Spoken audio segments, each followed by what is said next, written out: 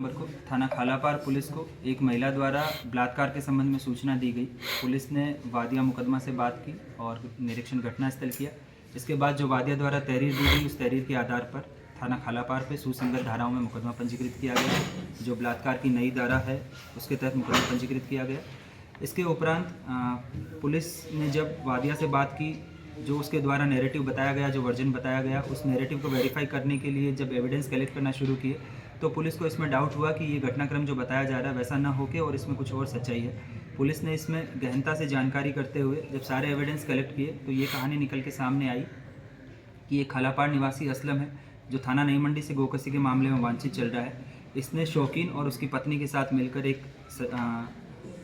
साजिश रची कि एक सरफराज नाम का व्यक्ति है, जिसको असलम को लगा कि उसके द्वारा उसकी मुखबिरी की गई है और इस मुकदमे में उसका नाम उसकी वजह से आया है। उसको फर्जी मुकदमे में, बलात्कार के मुकदमे में फंसाकर जेल भेजने की नीयत से ये पूरा घटनाक्रम प्लान किया गया।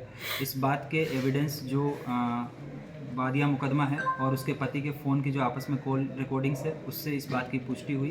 पुलिस ने इनको साइंटिफिक तरीके से अपने कब्जे में लेते हुए विवेचना के तौर पर इसको एज ए एविडेंस कंक्लूड किया है।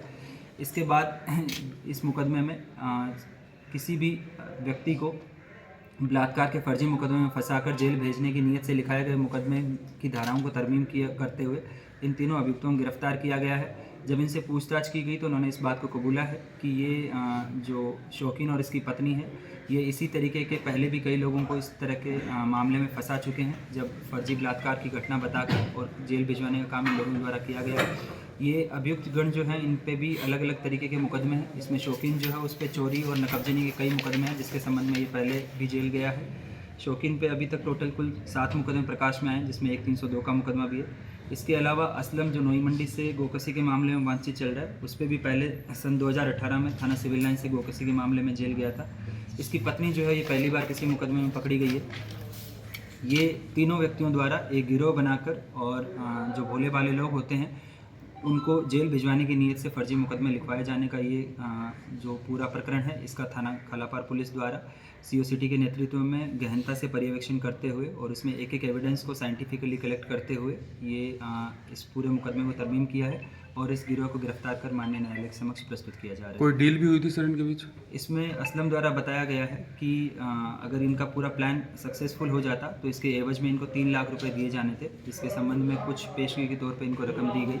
इसके अलावा जो महिला है, इसके पास में 3 अलग अलग नाम से आधार कार्ड बरामद हुए हैं। ये इसके द्वारा बताया गया कि जब इसको किसी व्यक्ति को फंसाना होता है तो ये अपनी सही पहचान ना बताकर अपना आधार कार्ड दिखाती है, जो इसने फर्जी तरीके से बनवा रखे, उसके संबंध में भी सुसंगत धाराएँ तरमीम की गई है।